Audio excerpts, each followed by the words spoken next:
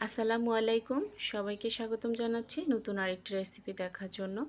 আমার আজকের রেসিপি হচ্ছে 1 কাপ গুঁড়ো দুধ দিয়ে পারফেক্ট বেবি সুইট মিষ্টির রেসিপি। আশা করছি সবার কাছে ভালো লাগবে।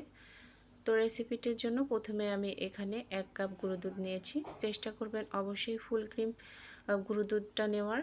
এরপর আমি এখানে 1 টেবিল চামচ ময়দা এবং 1 টেবিল চামচ সুজি দিয়ে দিচ্ছি। আর সেই সাথে আমি এখানে দিয়ে দিচ্ছি হাফ চা চামচের একটু কম বেকিং পাউডার, আর দিয়ে দিব 1 টেবিল চামচ ঘি। আপনাদের কাছে ঘি না থাকলে বাটারটাও দিতে পারেন।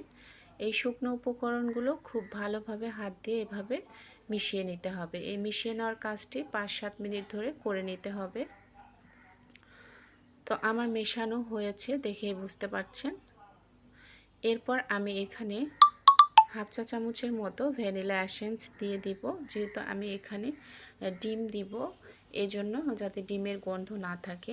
এরপর আমি এখানে জাল করে রাখা গরুর ঠান্ডা দুধ 2 টেবিল চামচের মতো দিয়ে দিচ্ছি। আর সেই সাথে আমি এখানে একটা ডিম ভালোভাবে ফেটিয়ে রেখেছি, সেই ডিমটা একটু একটু করে দিয়ে একটা নরম ডো তৈরি করে নেব। ডিমটা একবারেই দেওয়া যাবে না, একটু একটু করে দিয়ে একটু নরম ডো তৈরি করে নিতে হবে। ডোটা দেখে মনে হবে হাতের সঙ্গে লেগে আসছে, কিন্তু এটা রেস্টে রেখে দিলে একদমই লেগে যাবে না। তো এইভাবে ভালোভাবে মেখে রেস্টে রেখে দিব। আর হাতটা ধুয়ে এসে আমি মিষ্টিগুলো বানাবো। অবশ্যই কিন্তু ডোটা একটু আঠালো টাইপের হবে, তাহলে না হলে মিষ্টিটা ভাজার সময় কিন্তু ফেটে যাবে বেশি ড্রাই হলে। তো এরপর আমি হাতের তালুতে একটু ঘি মেখে নিয়ে এভাবে আলতোভাবে ছোট ছোট করে মিষ্টিগুলো তৈরি করে নেব। আপনারা যদি এভাবে মিষ্টিগুলো তৈরি করে নেন তাহলে একদমই পারফেক্ট হবে।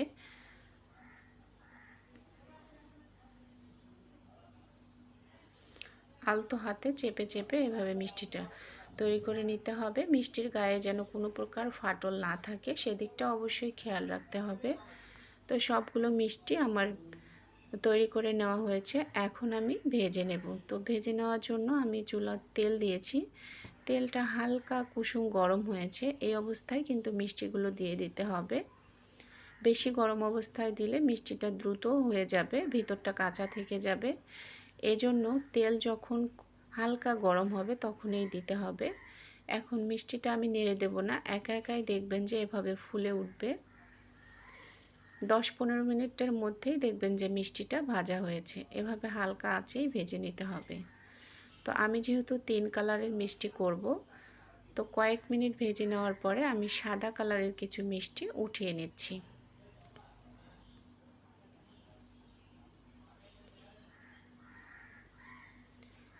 এই যে এখান থেকে আমি কিছু উঠিয়ে নিচ্ছি। এরপর আমি চুলার আঁচ বাড়িয়ে দেব। বাড়িয়ে দিয়ে আমি এখান থেকে আর একটু ডিপ করে কয়েকটা মিষ্টি উঠিয়ে নেব।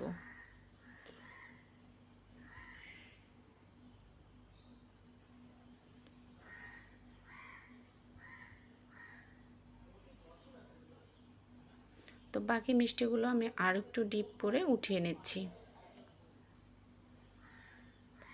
তো মিষ্টিগুলো এক সাইডে রেখে দিয়ে আমি এখন শিরা তৈরি করে নিব। শিরা তৈরি করার জন্য আমি এখানে 1 কাপ চিনি নিয়েছি আর পানি দিয়েছি 3 কাপ। আর এখানে আমি 2টা এলাচ ফেটিয়ে নিয়ে দিয়েছি। যখন শিরাটা আমার তৈরি হয়ে যাবে, একবার বলক উঠবে, তখন আমি কুসুম গরম যে মিষ্টিগুলো রেখেছিলাম সেইটা আমি দিয়ে দিব। মিষ্টিগুলো খুব বেশি গরম থাকা যাবে না, হাত দিয়ে ধরা যায় এমন অবস্থায় মিষ্টিগুলো দিয়ে দিতে হবে।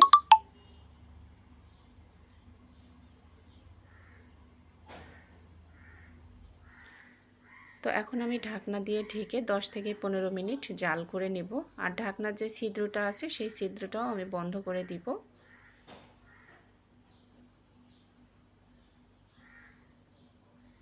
তো নামানোর আগে এখানে আপনারা কিছুটা গোলাপ জল এবং কেওড়া জল দিয়ে নামিয়ে নিতে পারেন সুন্দর একটা ফ্লেভারের জন্য।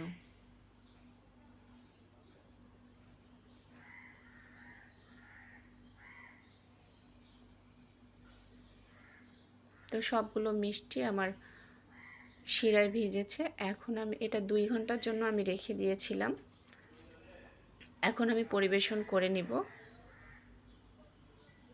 তো দেখতেই পাচ্ছেন কতটা সুন্দর হয়েছে এবং একদম পারফেক্ট হয়েছে।